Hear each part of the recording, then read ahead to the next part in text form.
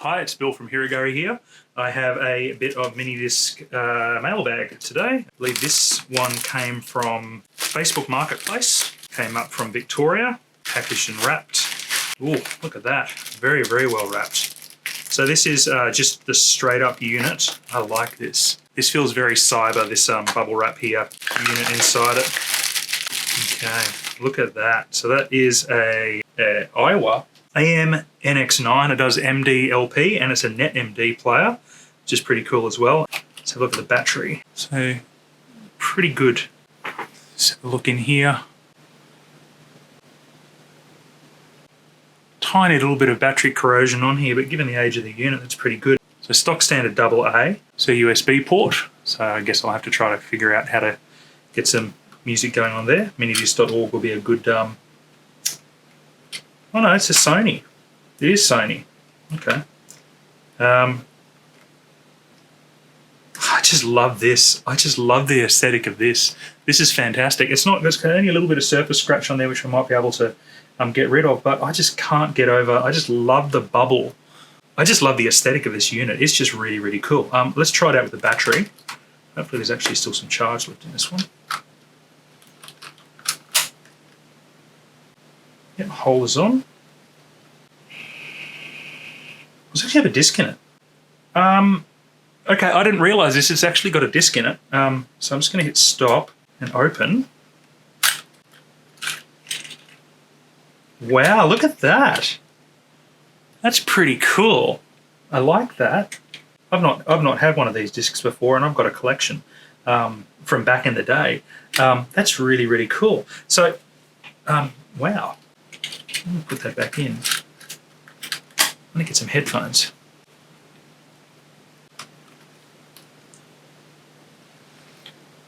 So bip's all right, the controls.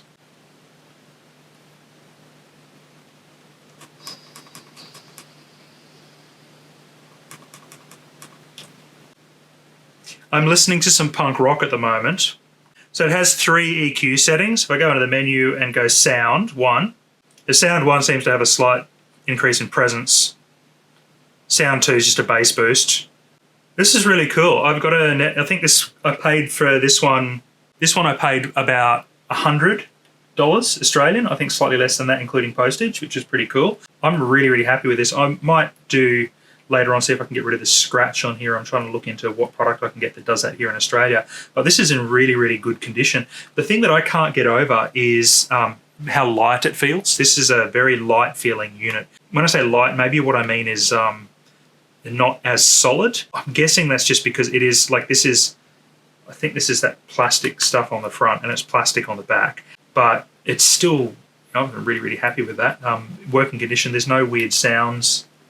So as the motor spins up and as the motor spins down, one of the things when you're buying a secondhand MiniDisc recorder or MiniDisc player is you're listening for those weird motor sounds, or the drive screw, the laser sled tracks backwards and forwards on a worm screw. And so if the lubrication on that has dried up or seized up, you do need to replace that. But wow, this is really cool. So AM-NX9 Aiwa, which is a Sony, not a Sharp as I initially thought. Very cool. I love this. This is my favorite thing. Now this is also interesting here. I just want to point this out because anybody who's spent any time kind of in Japan or later Asian countries will know they love to put hangers on. I think this is actually a strap, and I might see if I find something online. I think this is actually a hand strap so that you could hang it on a lanyard with your headphones hanging off or something or other, or just so that you could hang some candy off the side of it. But yeah, that's pretty cool. Look, I don't actually have to do anything to this other than maybe at a later date I'll come back and do something and look at getting some scratches removed from this. But this is a player, not a recorder, but that's fine. But it's a net MD thing, so I can do USB transfer once I get some software happening. So a quick Google of the disc that came included here turns out that it's actually this album here, The Distillers. And it started off with Oh Serena Idolist, so I've got some punk rock, which is cool. One of the things I think is fantastic is when you go and you buy a MiniDisc secondhand and they say, oh, we'll throw in a disc for you. I'll give you something to play on it. Like, why would you be buying it if you didn't have media to play possibly already? But the thing that I think is really cool about that is that the discs always invariably end up being of the era. So I've got a 1999 2000 release punk disc. I'm just going to open this up, take this out. I'm just going to give it a quick play with a disc that I've recorded. Just see how that plays.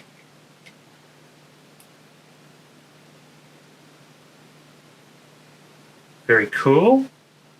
Okay. One of the things that's interesting with mini discs sometimes is the combination of the playhead and the read head is that you may end up at some point in time with a disc that was recorded on one device that does not play back on a different device, and that can be due to head alignment, so it's a good idea to check. This was recorded on a deck, and I'll also just quickly try the only commercial mini disc that I own. If you've seen my other video on the MZ90 pulling that apart. It seems to read and play okay. Yep, good stuff. Okay, all right. Maybe a little bit of tarnish in there. I thought they had a bit of tarnish in there, but looking closely at it now, it's just wear. It's not got any battery leakage or anything on it. Whoever, the guy that I bought this off really looked after it, so thank you, guy in Melbourne. So, isopropyl alcohol, makeup remover. If you've seen my video on cleaning a mixing desk, these are really, really useful. Really useful for any kind of maintenance, really. I'm just going to put a little bit of isopropyl alcohol in there and just give it light. See if I can get any grimy bits off it. Don't want to rub too hard because I don't want to take any paint or any stuff off just while I'm spraying onto the makeup pad. So all in all, pretty clean. Not a lot of grime coming off it, which is good. That is very cool. I'm really, really happy with that. For a working unit that requires nothing to be done to it, essentially, I'm really, really happy with that, especially in the Antipodes down here, because the biggest thing is you see a lot of cheap mini discs on eBay, but then you pay more than the cost of the device itself just in shipping. And at the moment, with global shipping being all disrupted by coronavirus, being able to find things within Australia is really cool. I'm really, really chuffed with this. I reckon this might become just my portable pocket player because it's light, it plays things back. It doesn't have a remote, but that's okay. Or I might be using it at work. Anyway, look, if you enjoyed that video, please like, subscribe, don't forget to hit the notification button, and I'll see you in the next video.